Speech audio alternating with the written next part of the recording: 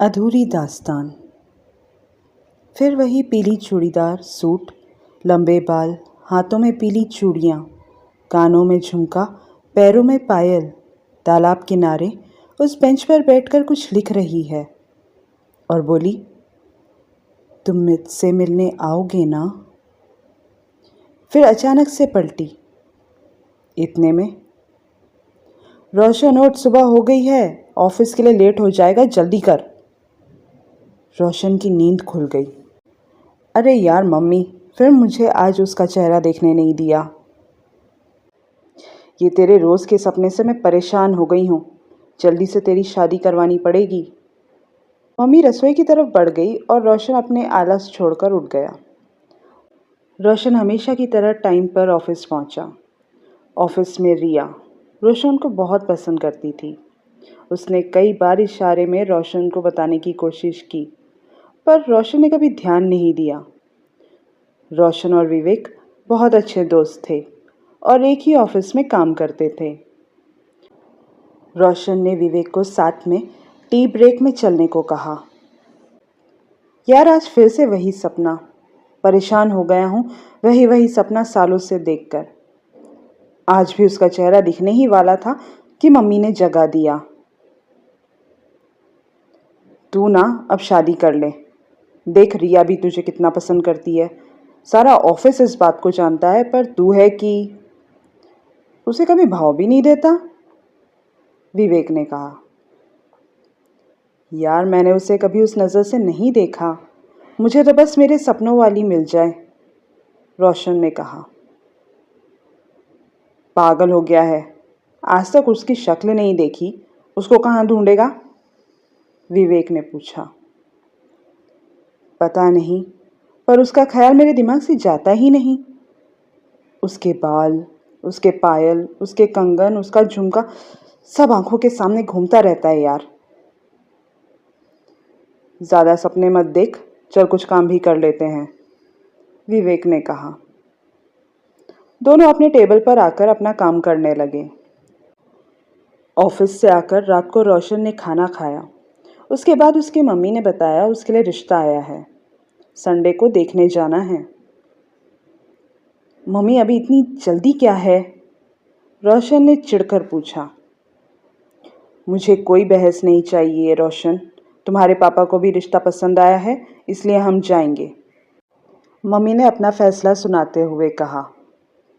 आगे कुछ बोलने के लिए रोशन के पास बचा नहीं, क्योंकि मम्मी से आगे का बहस वो कर नहीं सकता था। रात को बहुत देर उसे नींद नहीं आई, ये सोचकर कि उस सपने वाली लड़की कहाँ होगी, कब मिलेगी उसे। कुछ देर बाद नींद लग गई। फिर वही सपना, लेकिन आज फिर मोबाइल की घंटी बजी और रोशन की नींद टूट गई।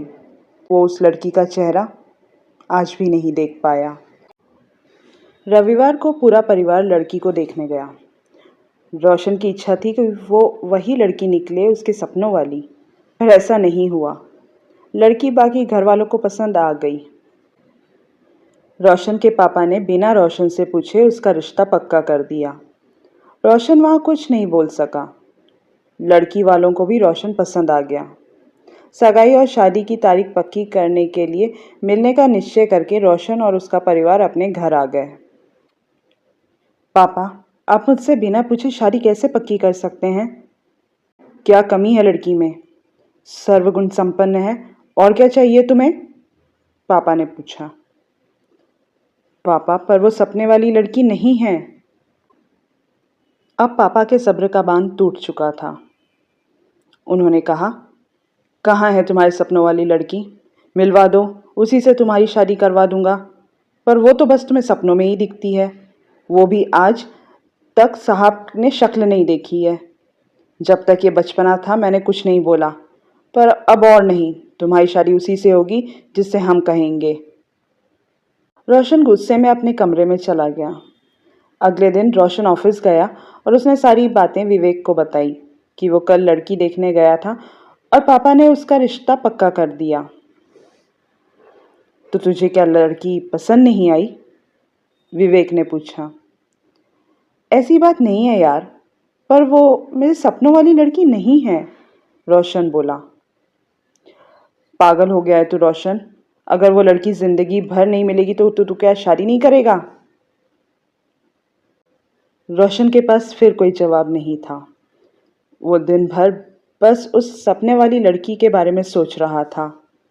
आखिर परिवार के कहने पर और जोर डालने पर रोशन की चट मंगनी पट ब्याह हो गई। परिवार वालों ने उसे हनीमून का पैकेज दिया। शादी के 2 दिन बाद ही रोशन और उसकी नई नवेली दुल्हन प्रिया केरल के लिए निकल गए। प्रिया बहुत ही सुलझी हुई लड़की थी, अच्छी खासी पढ़ी लिखी, देखने में भी सुंदर। दोनों होटल पहुंचे।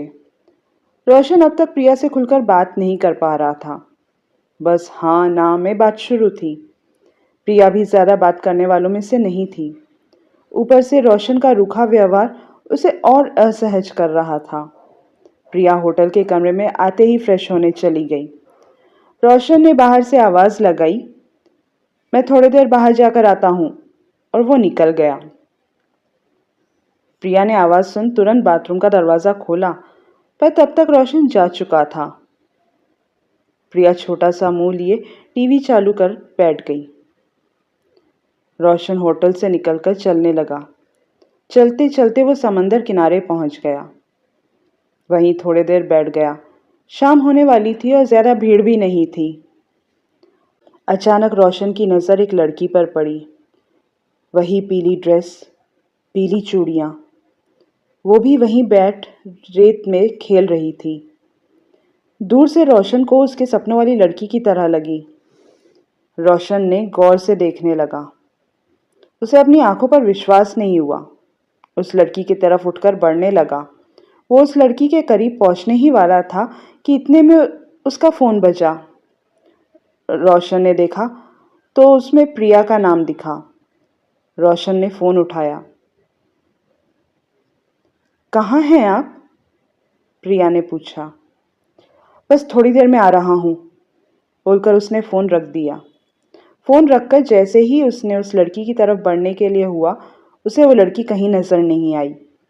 रोशन ने बहुत दूर तक नजर दौड़ाई, पर वह लड़की कहीं नहीं दिखी। अंधेरा भी हो गया था तो रोशन अपने होटल के कमरे में वापस आ गया। प्रिया ने दरवाजा खोला तो रोशन का मायूस चेहरा देखकर वो भी परेशान हो गई। क्या हुआ आपको? परेशान लग रहे हैं? प्रिया ने पूछा। नहीं, कुछ नहीं, बहुत थक गया हूं, सोना है। खाना खा लें? प्रिया ने पूछा।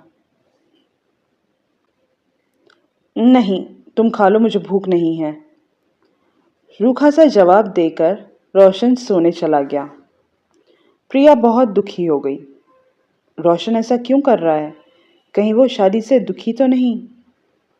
किसी और से प्यार तो नहीं करता? ऐसे कई सवाल प्रिया के मन में चलने लगे। सोचते सोचते वो भी बिना खाए सो गई। रोशन काफी देर तक यही सोचता रहा कि वो सपने वाली लड़की ही तो थी या नहीं। अचानक कहाँ चली गई होगी? सोचते सोचते वो भी सो गया। अगले दिन सुबह कमरे का बेल बजा तो दोनों की नींद खुल गई। आज भी वही सपना रोशन ने देखा, और आज भी वो उस लड़की का चेहरा देख नहीं पाया। सुबह उठा तो रोशन ने प्रिया को मायूस चेहरे में देखा। उसे अपने बर्ताव पर पछतावा हो रहा था कि इसमें प्रिया की क्या गलती है। मैं उससे क्यों रूखा व्यवहार कर रहा हूँ? अब जो भी हो, प्रिया ही मेरी पत्नी है और उसे खुश रखना मेरा फर्ज है। और मैं भी उस लड़की को ढूंढ रहा हूँ जिसे मैंने कभी देखा ही नहीं। पता नहीं वो कौन है भी या सिर्फ ये मेरा भ्रम है। रोशन ने प्रिया से कहा। प्रिया, प्लीज यहाँ आओ। प्रिया रोशन के पास जाकर बैठी। रोशन ने उसका हाथ अपने हाथ में लिया और बोला, सॉरी प्रिया, जब से हमारी शादी हुई है मैं तुमसे बहुत अजीब व्यवहार कर रहा हूँ। वो पापा ने एकदम से मुझसे बिना पूछे शादी पक्की कर दी। इस बात से नाराज था, पर मुझे तुमसे कोई शिकायत नहीं है।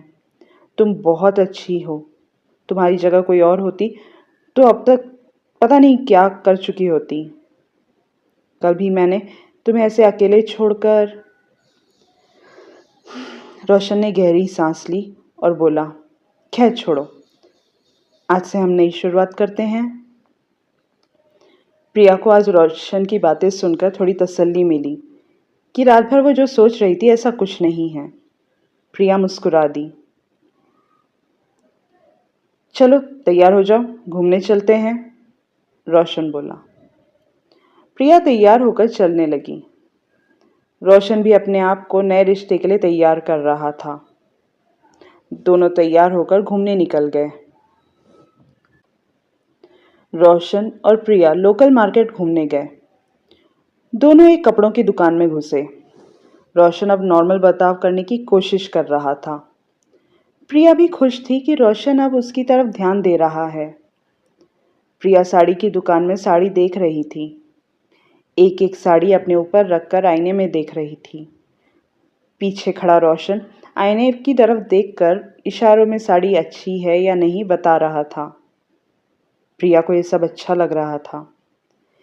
एक साड़ी देखते समय प्रिया के झुमके साड़ी में फंस गए। रोशन उसे निकालने में उसकी मदद करने लगा।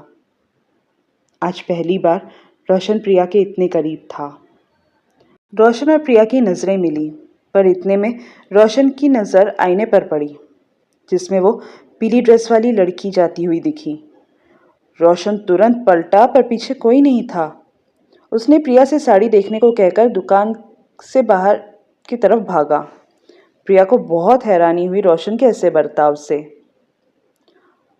रोशन दुकान से बाहर इधर उधर देखने लगा कि वो लड़की अचानक किस तरफ गई होगी। रास्ते पर चल रहे लोगों से, दुकान वालों से भी पूछा कि किसी ने पीली सूट वाली लड़की को देखा, पर सबने मना कर दिया कि ऐसी कोई लड़की यहाँ से गुजरती हमने नहीं देखी। रोशन ढूंढते ढूंढते मार्केट में कहीं खो गया। यहाँ दुकान पर प्रिया रोशन का इंतज़ार कर रही थी। दुकान पर भी साड़ी सेल्समैन प्रिया को बार बार देख रहे थे। बहुत देर बाद रोशन आया तो प्रिया की जान में जान आई। रोशन ने माफ़ी मांगी, पर प्रिया ने एक शब्द भी नहीं कहा, बस चुपचाप होटल के कमरे में आई और बिस्तर पर लेट गई। रोशन ने खाने के लिए पूछा, तब भी प्रिया ने मना कर दिया। रोशन के बहुत ज़ोर देने पर प्रिया के अंदर का गुस्सा फूट पड़ा। अगर मैं आपको पसंद नहीं थी तो शादी क्यों की आपने मुझसे? आप ऐसे अचानक कहाँ चले गए थे? इस अनजान शहर में मैं अकेली कहाँ जाती? मैं कितनी डर गई थी आपको पता है? बोलकर प्रिया रोने लगी।